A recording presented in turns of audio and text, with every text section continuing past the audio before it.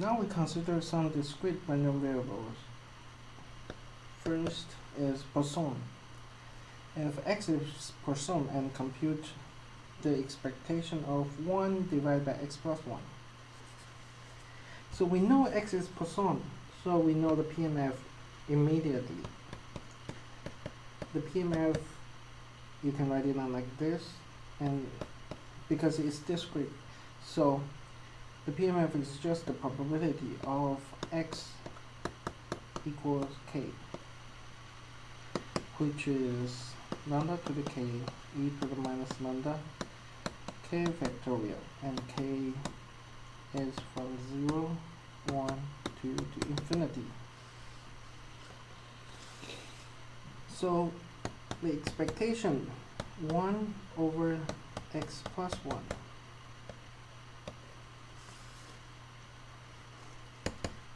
is the summation k from 0 to infinity, since the Poisson is from 0 to infinity. So all possible outcomes is k plus 1 in the denominator times the PMF.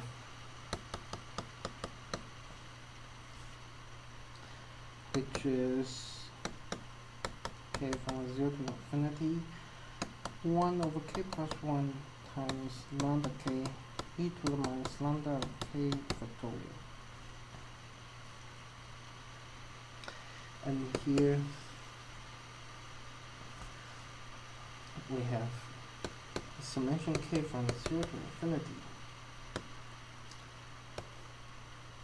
k plus 1 times k factorial is k plus 1 factorial, actually.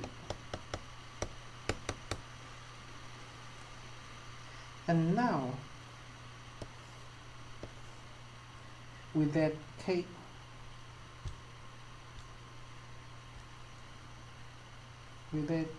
prime equals k plus 1,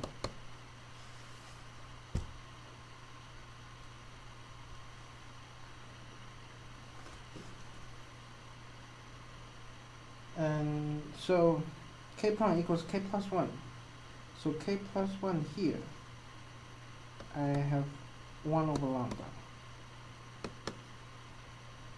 Here is lambda to the k prime,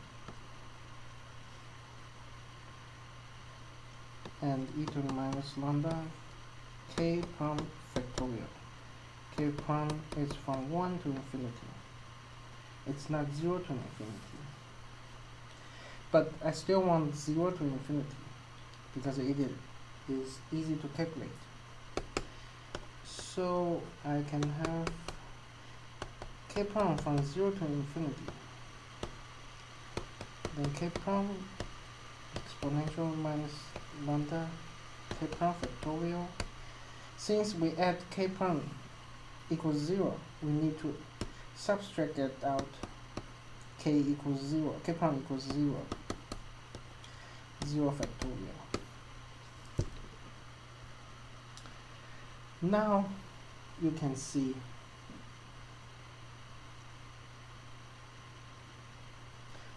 this summation.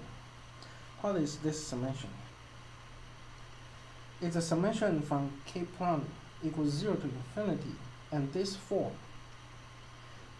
This is the Poisson random variable, the PMF of Poisson. So if we add all the PMF together, then the summation equals 1. It's the PMF probability. It's a PMF property. So now it's easy to calculate this, and actually there will be 1 minus e to the minus lambda. This is really important. If you don't know the PMF properties, then you need to calculate very, very hard, and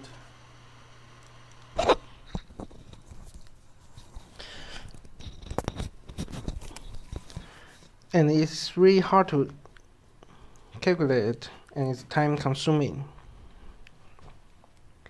Now part B.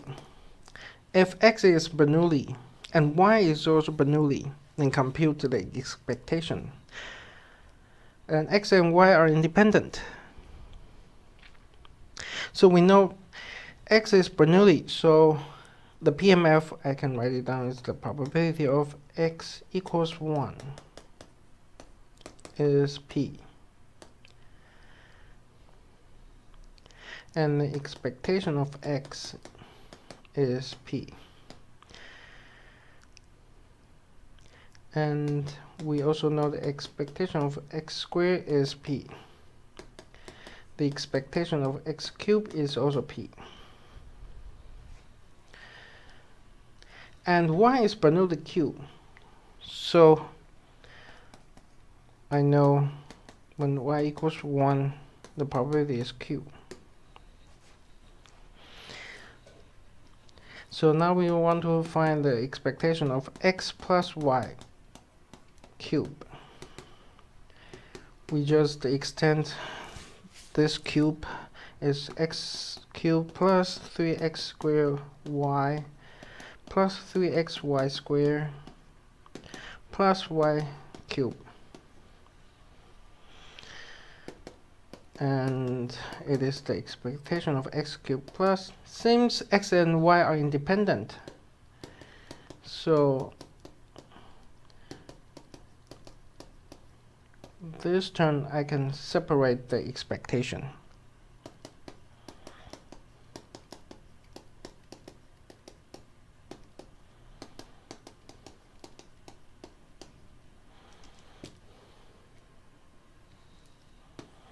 Here, because x, y are independent. Now we can plug in. So it's p plus 3pq plus 3qp plus q. So it's p plus q plus 6 times qp.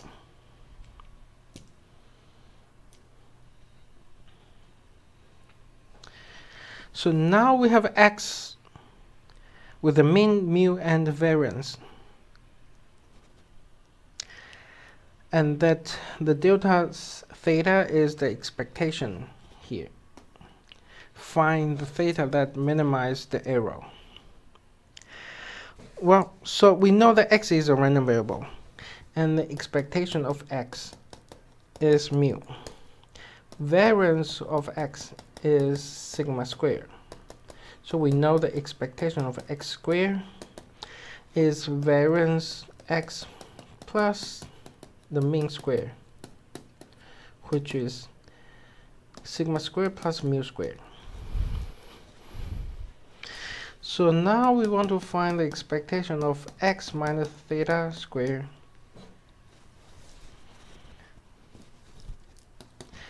First, x is random variable. Theta is just parameters. Don't confuse both of them. So we can extend the square here. It's x squared minus 2x theta plus theta squared. Because only x is random variable. So it's expectation of x squared minus 2 theta times expectation of x. Since theta is the parameter, so I can put it outside the expectation. And also plus theta squared. So we know this is sigma squared plus mu squared minus 2 mu theta plus theta squared. We want to find the minimum of this delta theta. We can take the derivative to find the minimum. We take the derivative of theta, the expectation theta x minus theta squared. So I take the derivative of theta with sigma squared plus mu squared minus 2 mu theta plus theta squared, which is minus 2 mu plus 2 theta. Here is just cancel out. And this should be 0. So I can find theta is mu. If I set the theta equals mu, then I can minimize the error.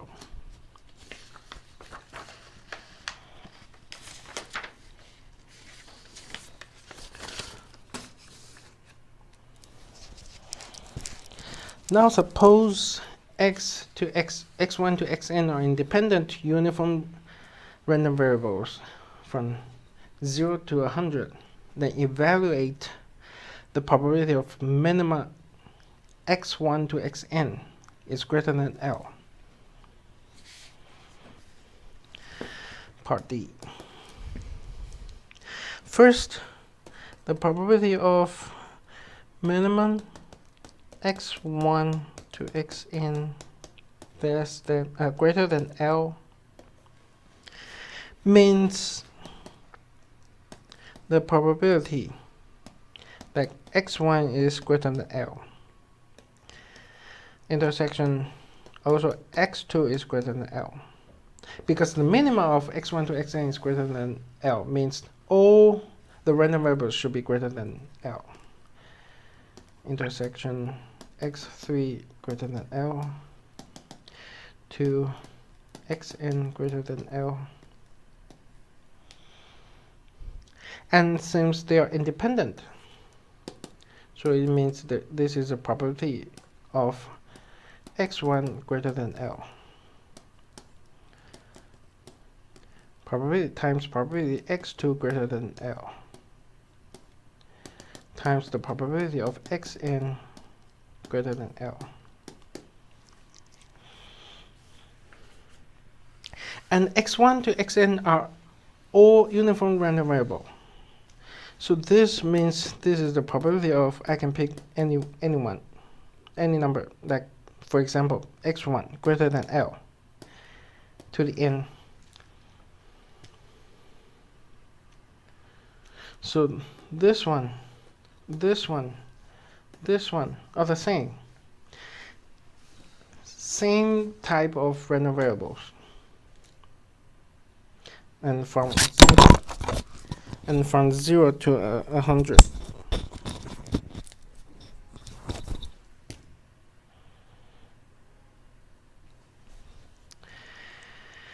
So now if x is greater than L, that means this probability is also equals to 1 minus probability of x1 is less than equal to L